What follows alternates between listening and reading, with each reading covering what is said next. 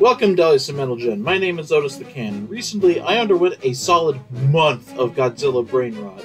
It started as a desire to just watch all the Godzilla movies, since I have most of them on DVD, but I quickly developed the idea for this video in the process. It's been a wild ride, but finally I can show everyone the fruits of my labor by ranking every Godzilla movie from worst to best. Now, some criteria for this list. First of all, I was only watching the movies, so series like Singularity Point, Monarch Legacy of Monsters, the Godzilla cartoon that came with the '98 movie, and the Hanna-Barbera Power Hour are all excluded from this list. Secondly, I'm ranking each movie on 4 criteria weighted based on how important they are to me. Rewatchability, themes and context, story, and emotional experience, on a total scale of 100. As we get higher up in the rankings, you'll understand why I say emotional experience instead of just fun. Thirdly, I'm not watching these movies purely as Godzilla films. Instead, I'm watching them as regular movies first, Godzilla films second. This means I'm not putting as much emphasis on the king of the monsters as I might otherwise, and it leads to quite a few surprises in the rankings. Finally, I'm gonna call him King Ghidorah. There's only one exception that we'll get to later in the list, and that's because it flows better with the title, but outside of that, I'm just gonna say Ghidorah. So with all that squared away, let's begin with the only Godzilla movie I hate.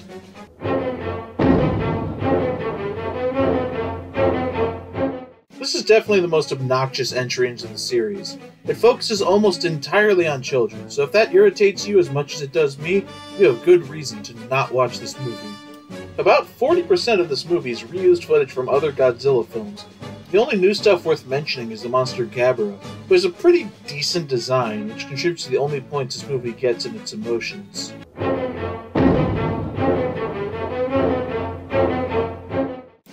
Now, a lot of people would expect this movie to be low on a list like this, but consider, I'm not ranking these on how good they are as Godzilla movies. In fact, because this creature is canon in Toho and is not called Godzilla, I will not be considering the rest of the thematic baggage that comes with being called Godzilla. I have to consider Zilla as its own thing, and it manages to fumble by that standard too. Okay, that's a bit harsh. The actual scenes with Zilla are fine, and the last 45 minutes are far and away the best part of the movie. Besides, the idea of a kaiju being an ambush predator is actually really neat. The problem is the movie is so deeply conflicted in how it wants to present this monster, so it simultaneously is not a super clever ambush predator, nor is it an unstoppable juggernaut, but caught in this weird gray area off to the side that just makes the military look like idiots who can't hit the broadside of a barn. And frankly, this weirdly presented monster is the only good part. There are like 4 different human storylines going on, and all of them are boring.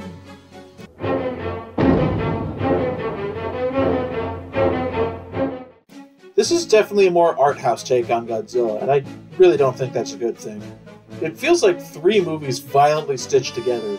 An art house film about pollution, a B-movie from the 50s, and a latter Showa-era Godzilla film. It's definitely a fun watch with friends, but it's terrible to watch by yourself. Show us the flying scene! What? Show us the goddamn flying scene! I guess I am obliged to show you the flying scene.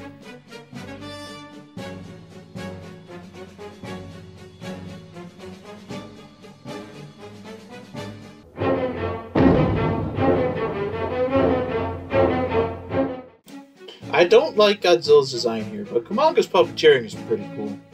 Aside from that, it's really a nothing burger of a movie.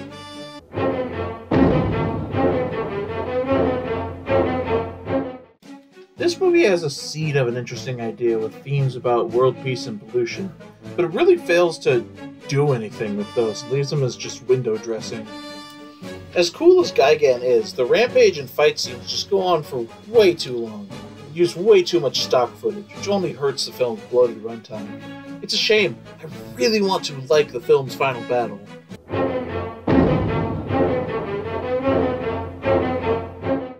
This film is actually pretty decent. It's mostly just hurt because the later Godzilla films refine what this film does so much.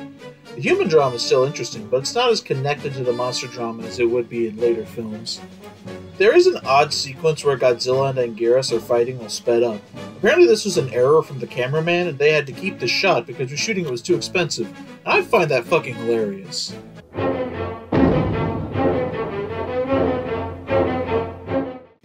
This movie gives a pretty decent cat and mouse struggle as the humans and the Kylax wrestle for dominance over Earth.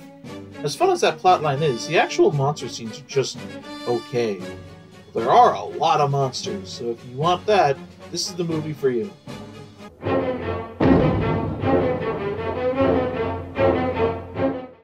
If you were to pitch to me a Godzilla movie made in the US by people who actually like and get Godzilla, this would be the movie I'd imagine. It's a lot cleaner than much of the Showa era, certainly, but it doesn't really do much special to set it apart. The characters that aren't Japanese are handled more as caricatures than genuine characters, but it does add a good sense that the whole world is invested in Godzilla. The Heisei era has a lot of my favorite monsters and anti-Godzilla weapons, and all the forms of the Super X put a smile on my face.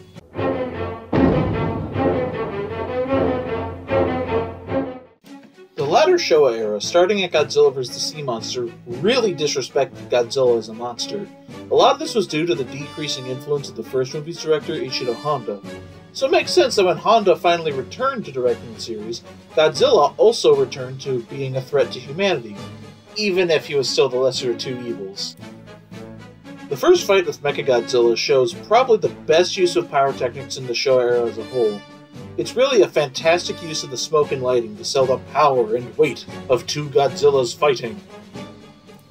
As for the human drama, it's just a bog-standard alien invasion movie, nothing really special about it.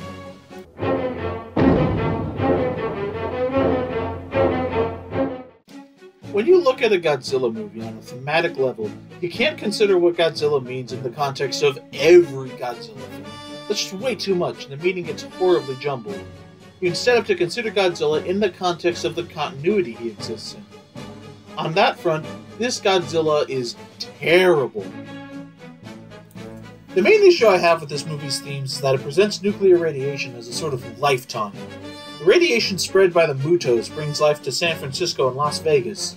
And while that was brought up by the villains, thus it could be read as a misinterpretation by them, Godzilla, who is basically the incarnation of Gaia's wrath in this series, is resurrected by a nuclear warhead. I know there was a mandate by Toho that Godzilla needed to have something to do with nuclear radiation, but frankly, that mandate really bit the writers in the ass here. At least the monster fighting is really cool. The Monsterverse consistently does a really good job with its kaiju fights.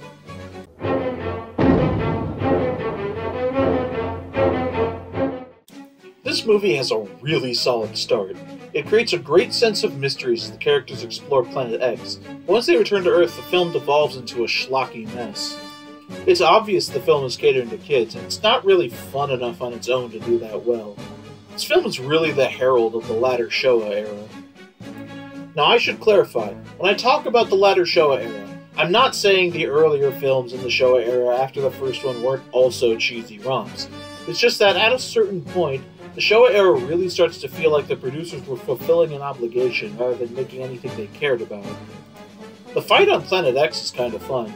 I enjoyed watching Godzilla box with Ghidorah's heads, and it's pretty unique for the series to see a battle in space. Show us the funny dance! Oh, are you shitting me?! Show us the funny dance or I'll kick your... There, you happy?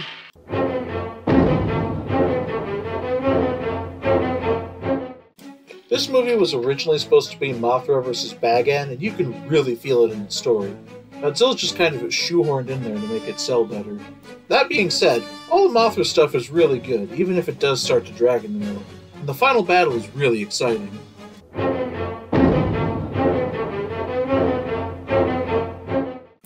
This is definitely a far cry from Zilla, and it's a take on Godzilla that actually gets Godzilla's appeal. The priorities of this movie are different, but it hits every note a Godzilla film should.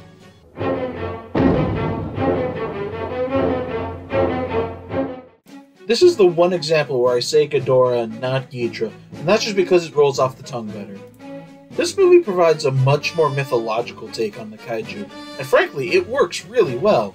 It is weird to see Ghidra as a good guy, but the final fight between Ghidra and Godzilla is pretty rad. And this is definitely among the most destructive these monsters have ever felt in the series. The thing I don't like is the monster designs. Godzilla and Ghidra have these weird hunches, and while they still look menacing, that menace is cut down by how crotchety they are. Baragon looks great, frankly, but Mothra's design is awful in this film. There's a reason you keep Mothra fluffy.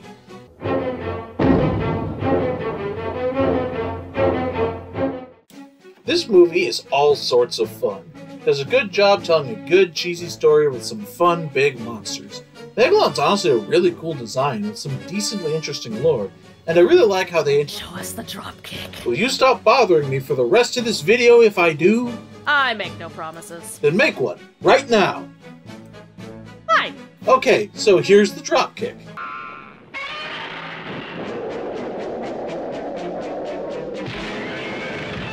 And if you break that promise, then I can't really enforce anything.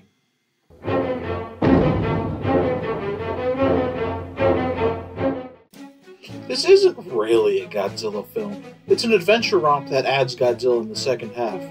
By those standards, it's actually a really fun movie. There's a fun cat and mouse game between the protagonist and the red bamboo. The ending is honestly really satisfying.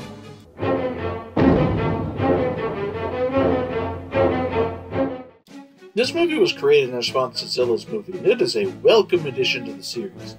This is probably my favorite suit in the series, and Orga's a really cool monster. There's something very thematically satisfying about the fact that Orga uses computers to make itself stronger, a modern spin on the idea that Godzilla is humanity's hubris come to bite it in the ass.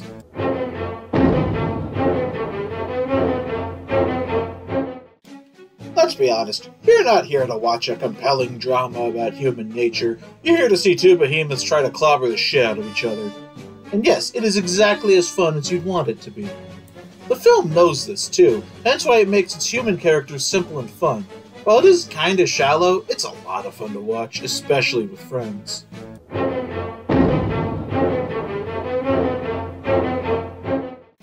I love the concept behind this movie.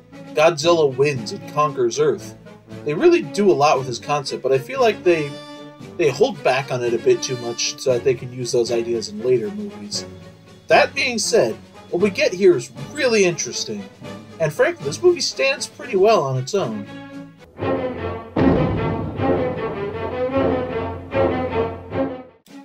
I may be a bit biased on this one, but this is one of my favorite kaiju fights in the series. They do an excellent job establishing how outmatched Godzilla is, and it really feels like a genuine back and forth as they struggle for one side to beat the other. The human drama is wrapped really nicely into this fight too. The human drama asks what it means to be human, a surprisingly deep question for a Godzilla movie of this era to discuss. Also, Titanosaurus is just really fucking cool.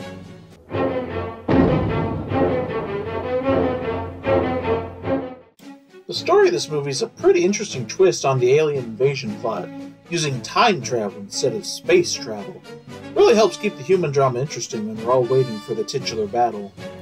And let me tell you, the kaiju fights are pretty awesome. This movie started the trend of Ghidra fights, where Ghidra loses at least one head, but they make good use of that here when they introduce Mecha Ghidra. There's a particularly powerful moment with the character Shindo, but I won't spoil it here. Go and watch the movie, it's great.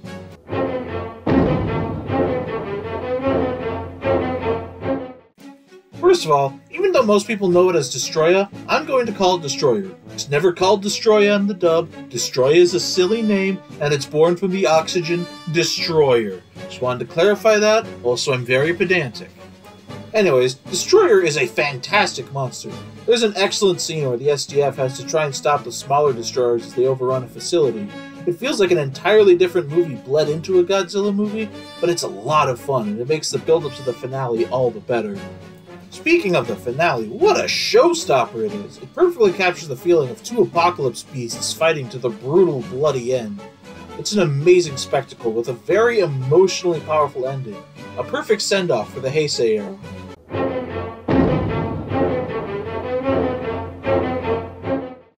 This movie gets me very excited for the future of the Monsterverse. The monster fighting is honestly the best it's ever been here, making really good use of the unique environments Godzilla and Kong fight in. The human drama isn't the best, but also isn't distracting either. Really, this is a Kong movie where Godzilla shows up, with Mechagodzilla in there for good measure. And Kong's whole storyline with the Hollow Earth is actually surprisingly touching, if a tad bittersweet. The only real complaint I have about this movie is that the height of the pandemic was probably the worst time to drop a movie where conspiracy theorists are right. Moved from that context, it's not an issue, but it's still a factor for me.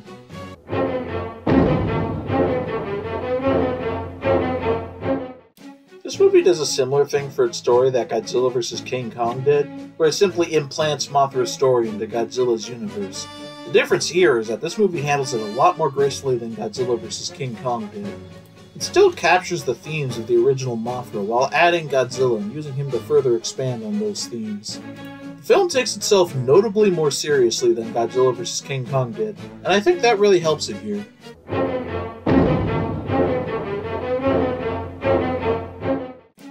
Something unique about the Millennium era of Godzilla is that, unlike the previous eras, the continuity resets with each movie, except for Tokyo SOS, which is the sequel to Godzilla vs. Mechagodzilla 3. This allows for a wide variety of approaches to Godzilla, and keeps this era very fresh on a rewatch. This is relevant because this film follows an alternate history that would render all the other Godzilla movies impossible, and frankly, I'm fine with that. The alternate history this movie gives is really interesting, and it actually is relevant to the story. One of my favorite beats in any of the Godzilla movies is the part where Tokyo is flooded. It's really cool to see a city transform in such a unique way in one of these movies. The movie also has some really good brawls. The one between Godzilla and the Mega Nulon is gross in the best way possible. The actual battle of Godzilla vs. Mechagodzilla is pretty awesome as well.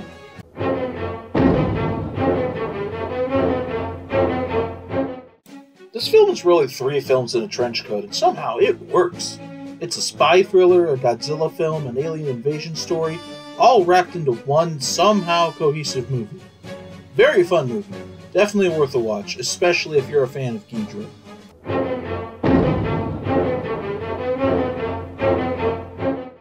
This film has a really good story, punctuated by really good action scenes.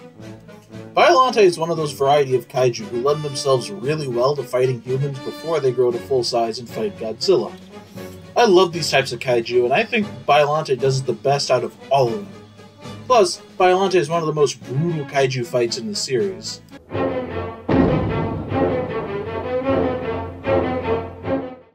This is the only time we see Rodan in the Heisei era. While he doesn't do much, it's always a welcome sight. The real stars of the show are, of course, Godzilla and Mechagodzilla. It's really interesting how they reused the parts from Mechagodzilla's head to design Mechagodzilla. Frankly, Mechagodzilla movies tend to be excellent, and this movie is no exception.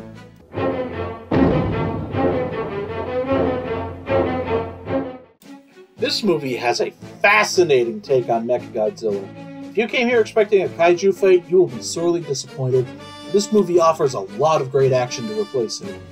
It works very naturally as a continuation of the story from Planet of the Monsters, to the point where it kinda needs that movie to make full sense of this movie's plot. However, the story itself still works great on its own.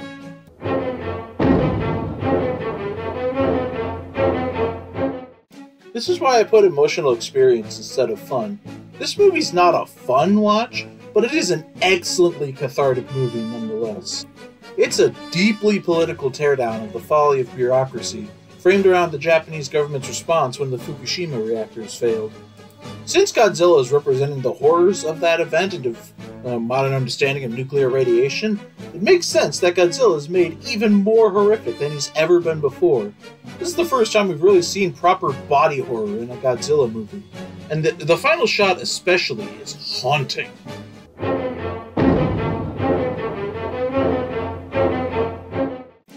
Manila's cute, and there's a weird digression in the story with the Yakuza, but you're not here for any of that shit. When you sit down to watch this movie, you're here for the final battle. It's my second favorite final battle in the whole series, and it is insane.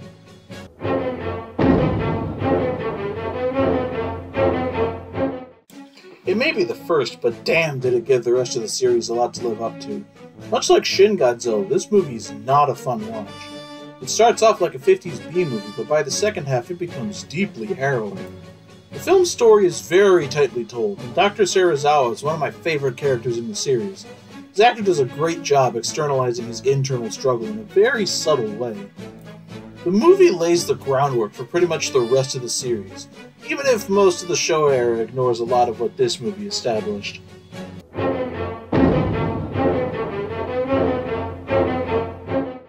This is probably the most hyped Mechagodzilla has ever been. Kiryu, the name of this movie's Mechagodzilla, has my favorite design out of all the Mechagodzillas, and they got some great shots throughout the film. The human drama behind Kitty is actually really interesting as well. If you're skeezed out by Sarah's dad, don't worry. The important interactions are between Sarah and Akane. Speaking of which, Akane is another one of my favorite characters in the series. Her arc here is extremely compelling, and she's a really strong and aspirational character.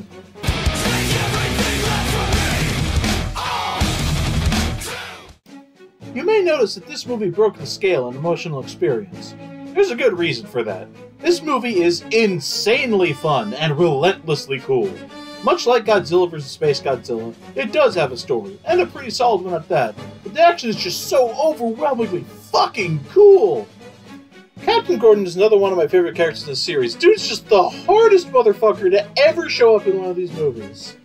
And the story works well as a giant celebration of the series, especially the Showa era, and especially borrowing plot elements from Invasion of the Astro Monster and Destroy All Monsters. If you're concerned with breaking the scale, that's fine, just move Final Wars back to the number 9 spot. I just love this movie so much, I couldn't put it anywhere lower than the top 5.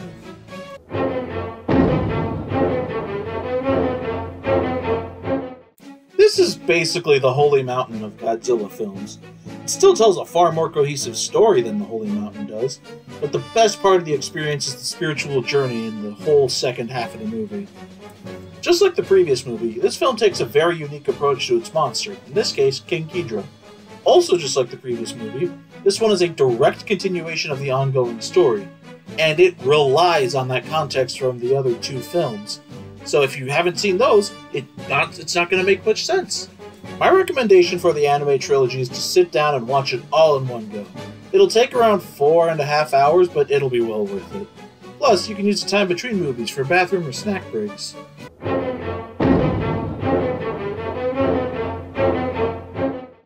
This is the only direct sequel in the Millennium era, and it does exactly what a sequel to Godzilla vs. Mechagodzilla 3 should do. It continues the themes of the previous ones, but it doesn't just rehash all the same story beats. Brings Akane back in for a little bit, but she's not the focus of the story this time. It also adds Mothra to the mix, which helps keep the movie from just repeating the previous movie's plot. Some of the mysticism of the Heisei era returns in this film, and all the ideas that the film presents come together in possibly the best climax of the series, if we're counting more than just the kaiju fights.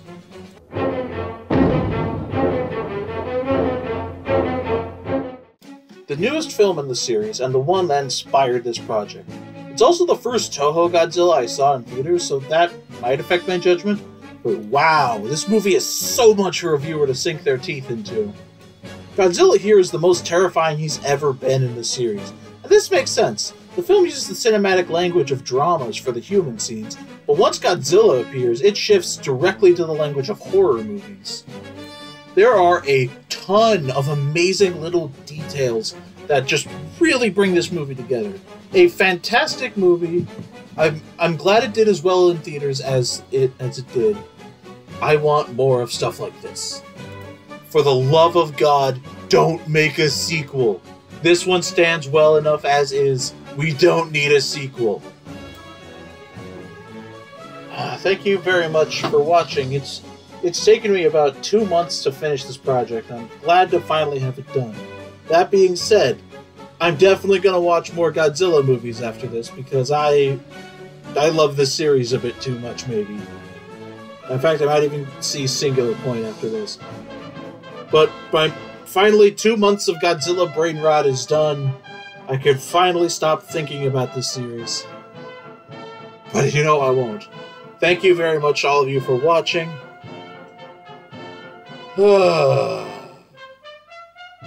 Oh, and since I forgot to clarify it earlier, these are all just my opinions. If you do not agree with them, that's completely fine. You don't have, I know a lot of people are going to disagree with this list, and that's totally fine by me.